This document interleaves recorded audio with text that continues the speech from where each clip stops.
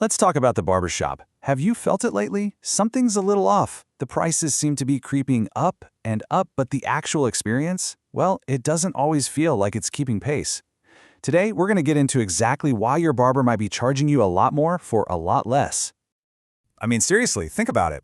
When did getting a simple haircut start feeling like you're signing up for a high-end subscription service? It kind of feels like it happened overnight. One day it was a straightforward trim, and the next, it's this expensive, high-commitment thing. So how in the world do we get here? And this is the number that's giving everyone sticker shock. $80. Sometimes even more, for a fade. You remember when $80 was something you'd pay at a fancy salon, right? Well, now it's becoming the new normal in a lot of shops. And this single number, believe it or not, is the key to this whole story. So this brings us to what we're calling the $80 fade problem. And listen, it's not really about the price itself. It's about the massive gap, this chasm really, between what you're being asked to pay and the value you feel like you're actually getting when you're sitting in that chair.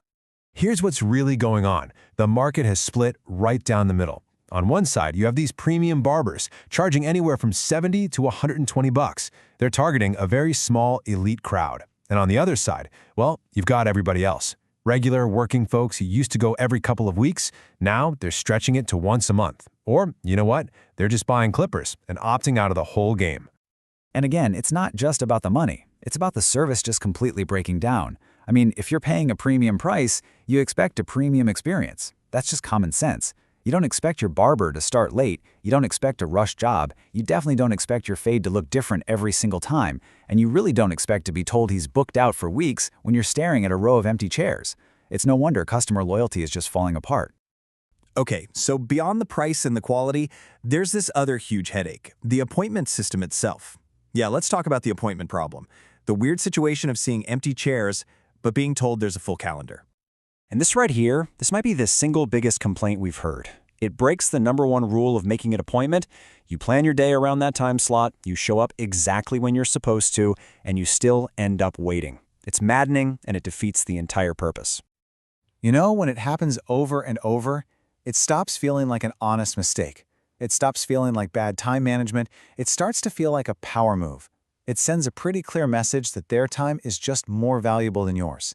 And that's not just bad for business, it's disrespectful. And here is the silent killer for these shops. Most of us, we don't like confrontation. We're not going to cause a scene or leave a nasty 1-star review. Nope. We'll just pay, say thanks, walk out the door, and we will never, ever come back. We vote with our wallets, and that quiet disappearance is what slowly empties out a business for good. So, what is driving all of this? Where's the disconnect coming from? Well, a huge part of the answer is social media. It's this idea of pricing for the gram. Now, social media hasn't ruined barbering, but it has definitely created a dangerous gap between perception and reality. And this is where you get this huge clash in what people expect. In the barber's world, they see other people online charging these high prices, and they think, if I charge more, it means I'm elite. It's good for my brand. But in our world, the customer's reality, it's the complete opposite. You see that high price tag, and you think, okay, for this much money, this cut better be absolutely flawless. The pressure is suddenly sky high. Now, to be completely fair, we have to acknowledge that the squeeze is real for barbers too. They're running a business, they have real costs and pressures.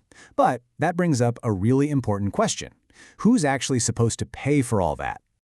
And look, these expenses are legit. You've got booth rent, which isn't cheap. All the clippers, shears, and products.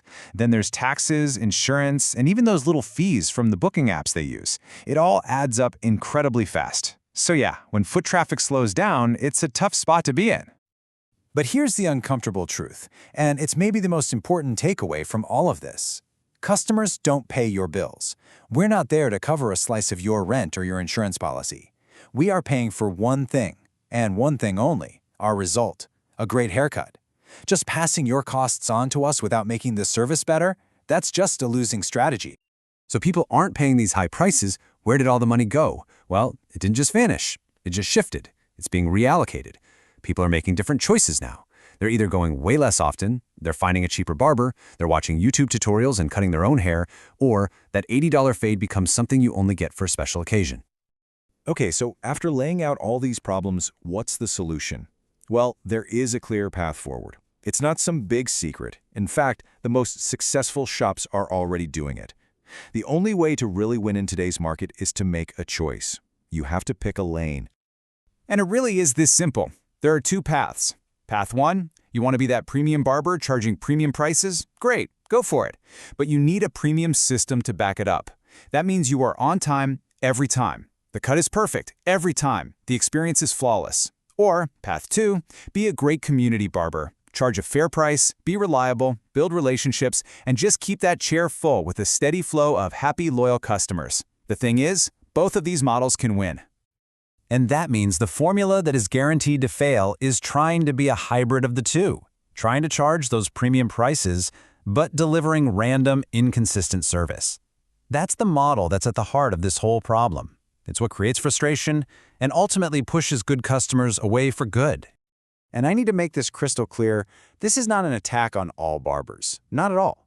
There are tons of amazing professionals out there building their businesses the right way, on skill, on consistency, and on respect. And you know what? In this economy, those are the ones who are absolutely thriving. Because that's what it all comes down to, right? Respect. Respect for the craft, of course, but just as importantly, respect for the customer's time and their hard-earned money. The bottom line for 2026 is simple. If you want to command premium money, you have to deliver premium professionalism, period. So we'll leave you with this one question to think about. The next time you're sitting in that chair, in this totally new landscape, just ask yourself, is my barber really earning my business? Are they earning my loyalty, my time, and my money? Because how you answer that question, that's what's going to decide the future of this entire industry.